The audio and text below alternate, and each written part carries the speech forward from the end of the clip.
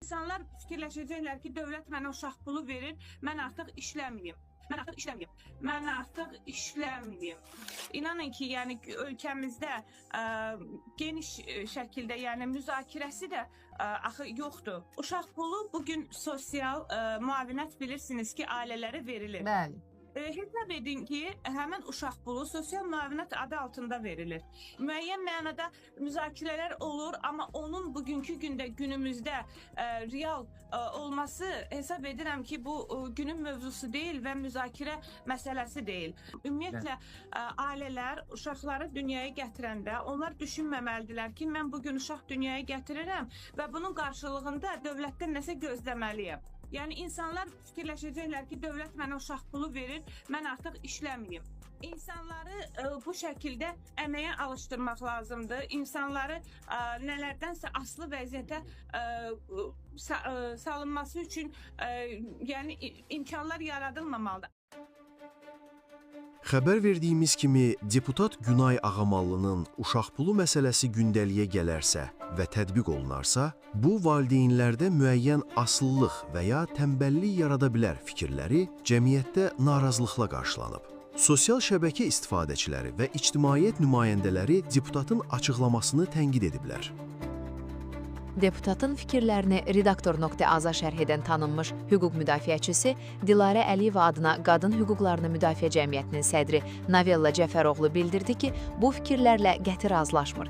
Yox, düz demir. Minlərlə ailə uşaq pulunu necə gözləyir, necə ona möhtac qalır. Bu fikir deputata yaraşmayan fikirdir. O, uşaq pulu uşağın nə dərman xərcinə, nə də düzgün qidalanmasına çatır. Hazırda Azərbaycanda həqiqətən də hər şey günü-gündən bahalaşır. Bu xəbəri oxudum, çox əsəbləşdim. Ölkəsinin ailələrini tanımayan, insanların həyatını, bugünkü vəziyyətini bilməyən biri deputat kürsüsündə oturmamalıdır. Deputatı xalq seçməlidir. O, seçilməyib, təyinat alıb. Necə belə ailələr haqqında bilib-bilmədən haqsız yerə danışır, başa düşə bilmirəm. Məsələ ilə bağlı Sitat.info-ya danışan Hafiz Hacıyev deputatın çıxışına sərt reaksiya verib.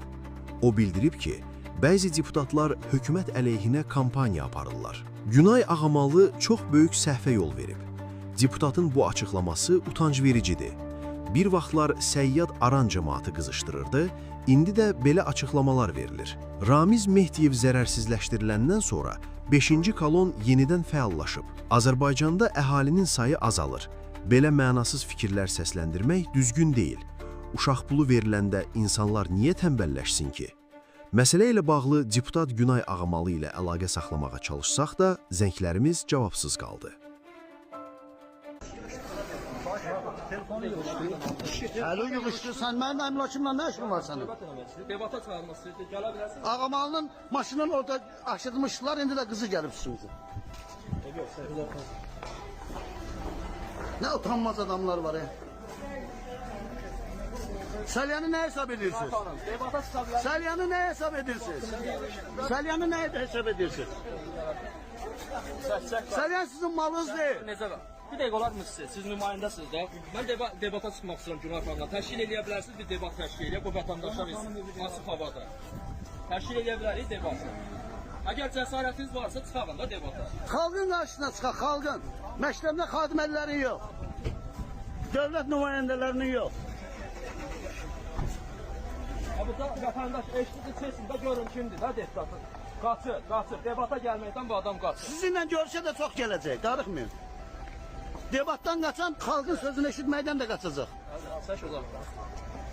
Gördüyünüz kimi biz Günay xanım debata çağırdıq, amma Günay xanım debatdan hətta salam verməyə belə cəsarət eləmədi. Maşından oturub da ərazidən uzaqlaşır. Baxın, bu qədər adamlar hamısı maşınla, avtobusla, çək avtobusu, bir maşın avtobusdan məktəb müəllimləri daşınır gətirir bura, məcburi şəkildə. Baxın, bunlar hamısı məktəblərdə işləyən insanlardır, müəllimlərdir, bələdiyyə işçiləridir. Kardeşi vururum Zeynal. Emin müəllim, Səməd müəllim. Değerli Səməd müəllim, hamısı mənə vurur. Tutun.